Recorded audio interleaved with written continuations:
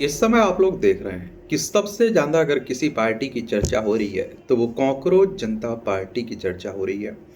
क्या विधानसभा या लोकसभा चुनाव भी लड़ सकते हैं कॉकरोच जनता पार्टी के सदस्य? नियम क्या कहते हैं इसके बारे में बात करते हैं, जानते हैं।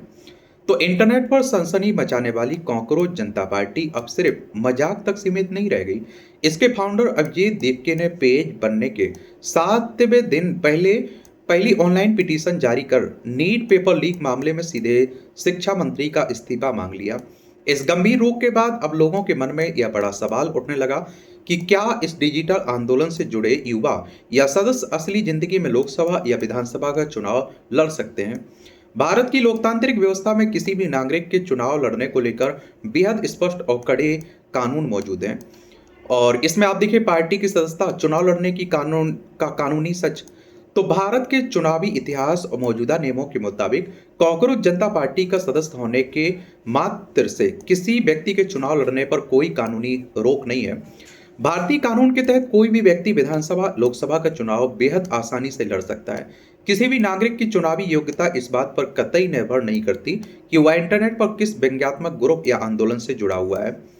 चुनाव लड़ने का अधिकार किसी पार्टी की सदस्यता से नहीं बल्कि सीधे तौर पर भारतीय संविधान और देश के निर्वाचन आयोग द्वारा तय किए गए कड़े पैमानों से तय होता है। लोकसभा विधानसभा चुनाव के लिए बुनियादी योग्यताएं क्या है? देश के लोकतांत्रिक ढांचे में जनप्रतिनिधि बनने के लिए चुनाव आयोग ने कुछ बेहद जरूरी और बुनियादी शर्तें तय की हैं। सबसे पहली और अनिवार्य शर्त यह है कि उम्मीदवार को अनिवार्य रूप से भारत का नागरिक होना चाहिए। इसके अलावा उम्र सीमा की बात करें तो लोकसभा चुनाव और राज्य की विधानसभा का चुनाव लड़ने के लिए उम्मीदवार की न्यूनतम आयु कम से कम 25 साल होनी चाहिए। अधिकतम उम्र की कोई सीमा नहीं रखी गई। यदि कॉकरोच जनता पार्टी का कोई भी सदस्य इन दोनों बुनियादी शर्तों को पूरी तरह पूरा करता है तो वह देश के कानून के मुताबिक चुनाव मैदान में उतरने के लिए पूरी तरह योग्य माना जाएगा। और देखिए अगर हम बात करें चुनाव आयोग की तो एक संवैधानिक संस्था है। संविधान के अनुच्छेद 324 के तहत चुनाव आयोग की स्थापना की बात की गई। 25 जनवरी 1950 में स्थापना हुई थी। 25 जनवरी को आप लोग मतदाता दिवस मनाते हैं। नई दिल्ली में हेडक्वार्टर देखने को मिलेगा। सुकुमार सेन पहले मुख्य चुनाव आयुक्त थे। डिजिटल आंदोलन आधिकारिक रजिस्ट्रेशन का बड़ा अंतर।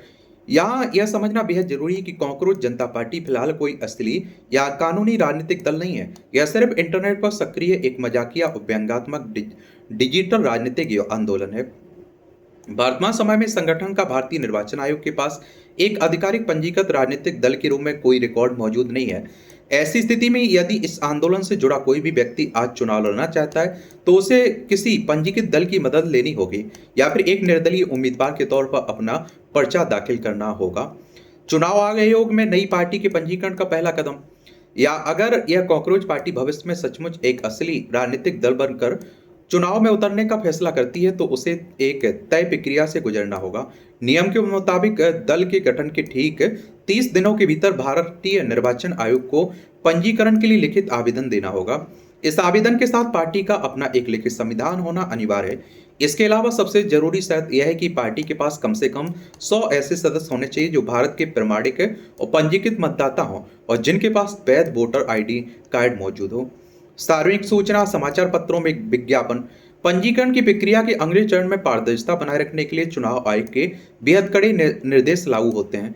इसके तहत नई पार्टी को अपने नाम गठन की सूचना को 2 प्रमुख राष्ट्रीय समाचार पत्रों में और 2 स्थानीय दैनिक अखबारों में सार्वजनिक विज्ञापन के रूप में प्रकाशित करवाना होता है। यह कदम इसलिए उठाया जाता है ताकि देश के किसी भी नागरिक या अन्य संगठन को इस नई पार्टी के नाम या गठन से कोई आपत्ति हो और तो वह अपनी शिकायत 30 दिनों के भीतर चुनाव आयोग के पास दर्ज करा सके। नामांकन पत्र दाखिल करने और फॉर्म भरने की प्रक्रिया। चुनाव की घोषणा होने के बाद किसी भी पंजीकृत पार्टी को अपने चुने हुए उम्मीदवारों को मैदान में उतारने के लिए आधिकारिक तौर पर नामांकन पत्र भरवाना पड़ता है। इस नामांकन प्रक्रिया के दौरान सबसे महत्वपूर्ण दस्तावेज ई फॉर्म और बी फॉर्म होते हैं। यह दोनों फॉर्म इस बात का पुख्ता और आधिकारिक सबूत होते हैं कि उम्मीदवार को संबंधित पंजीकृत पार्टी से ही अपना अधिकृत प्रत्याशी होना चुना है। इस जरूरी दस्तावेज को समय सीमा के भीतर रिटर्निंग ऑफिसर के पास जमा करना कानूनी रूप से अनिवार्य होता है। चुनावी प्रतीक और फ्री सिंबल आवंटन की हकीकत। चुनाव आयोग चुनाव के मैदान में उतरने वाले प्रत्याशियों के लिए एक सबसे बड़ा फायदा चुनाव चिन्ह के स्तर पर मिलता है।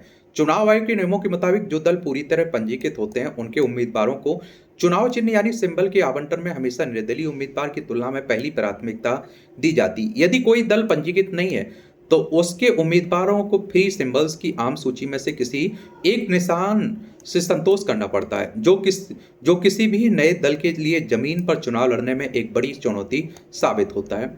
आचार संहिता के बीच घोषणा पत्र और प्रचार का दौर, चुनाव की तारीखों का आधिकारिक ऐलान होते ही पूरे देश या फिर संबंधित राज्य में आदर्श आचार चुनाव आचार संहिता लागू हो जाती है। इसके बाद सभी पंजीकृत गैर पंजीकृत पार्टियां जनता के बीच जाने के लिए अपने मुख्य मुद्दों और बातों पर आधारित एक आधिकारिक घोषणा पत्र जारी करती हैं। इस घोषणा पत्र के सहारे ही उम्मीदवार पार्टियां विभिन्न रैलियों, जनसभाओं, सोशल मीडिया, पारंपरिक मीडिया के माध्यम से आम मतदाताओं के बीच जाकर अपने पक्ष में वोट मांगते हैं। लोकतंत्र के इस सबसे बड़े त्योहार में हिस्सा लेते हैं।